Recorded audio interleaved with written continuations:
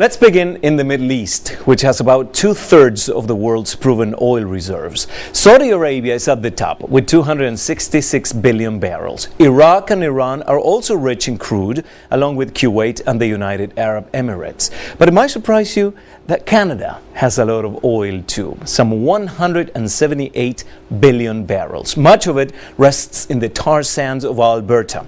It is a gigantic strip mining operation. Environmentalists call it a disaster, leaving behind toxic chemicals, stripping forests and contaminating the water supply. Now let's go south to Venezuela and parts of Mexico. Much of their oil, like Canada's, feeds the voracious appetite for crude in the United States, which is the world's biggest consumer of oil. Yet, did you know that the US has some 21 billion barrels in reserve? So why doesn't it produce more? Well, the US government bans most offshore drilling except in the Gulf of Mexico for environmental reasons. So where does Russia fit in all of this? It's flush with cash from its oil reserves, and it is the world's second largest producer.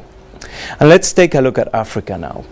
Libya has the most oil reserves on the continent, about 39 billion barrels. And further south, Nigeria has lots of crude, but lots of problems too.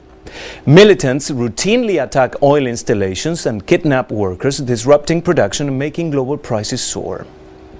All that said, who is going to quench the global thirst for oil in the future?